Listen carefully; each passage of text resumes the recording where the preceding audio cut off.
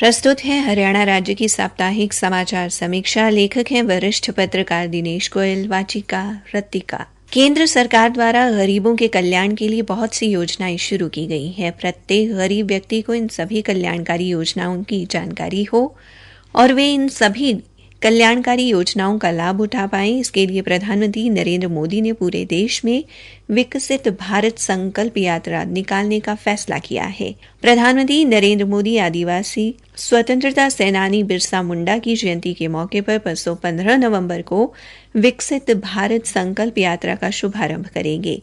ये यात्रा 2500 से अधिक आईईसी वैन के साथ 14,000 से अधिक स्थानों पर 2.5 लाख ग्राम पंचायतों और 3,700 शहरी स्थानीय निकायों को कवर करेगी।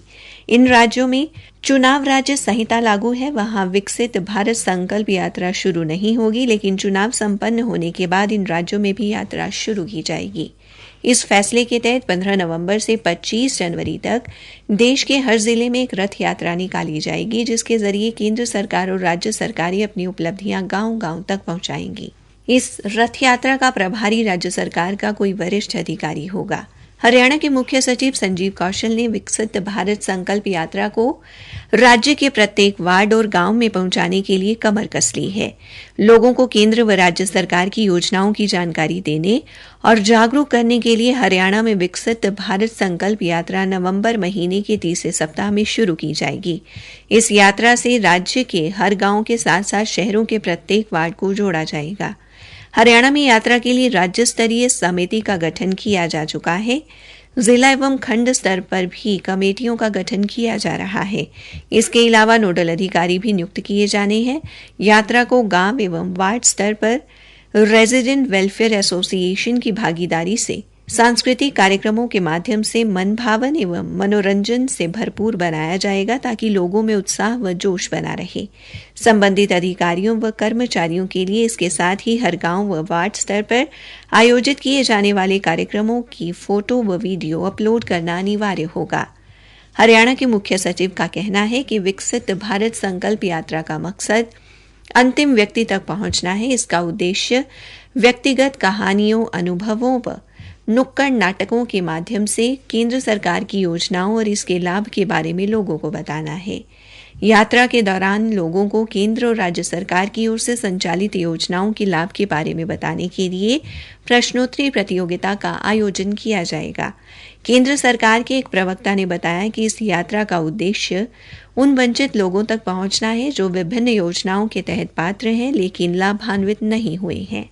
इसके साथ सरकार का लक्ष्य योजनाओं के बारे में जानकारी का प्रसार और जागरूकता पैदा करना भी है। ये सब व्यक्तिगत कहानियों एवं अनुभव साझा करने के माध्यम से सरकारी योजनाओं के लाभार्थियों के साथ बातचीत, जैसे मेरी कहानी मेरी जुबानी आदि के माध्यम से होगा।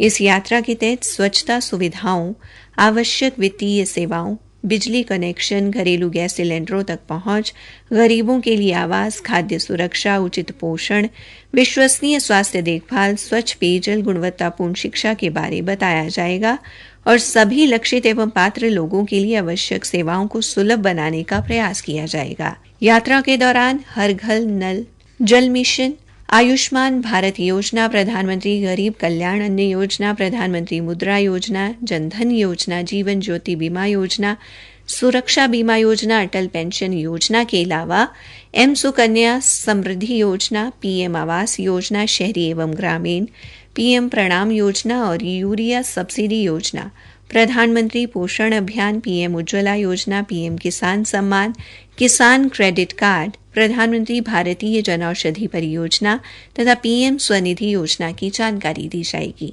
इस अभियान में प्रधानमंत्री के साथ आभासी प्रश्न और उत्तर सत्र का आयोजन होगा। इस अभियान में स्वास्थ्य शिविर, आधार नामांकन, मेरा भारत स्वयं सेवक नामांकन आदि जैसी मौके पर दी जाने वाली सेवाएं, कृषि गतिविधियां जैसे ड्रोन प्रदर्शन, मृदा स्वास्थ्य कार्ड और प्राकृतिक खेती पर प्रगतिशील किसानों के साथ बातचीत शामिल होगी। इस विकसित भारत संकल्प यात्रा में सांस्कृतिक कार्यक्रमों में प्रदर्शन करने वाले छात्रों, उपलब्धि हासिल करने वाली महिलाओं व युवाओं तथा स्थानीय कारीगरों को पुरस्कृत भी किया जाएगा। एक बात तो साफ है कि इस यात्रा के बाद देश में शायद ही कोई ऐसा गरीब व्यक्ति होगा जो केंद्र और राज्य सरकारों द्वारा शुरू की गई कल्याणकारी योजनाओं का लाभ नहीं ले रहा होगा, जिससे उस गरीब व्यक्ति का जीवन भी सुगम हो जाएगा जिसने अभी तक सरकार की कल्याणकारी योजनाओं का लाभ नहीं उठाया है।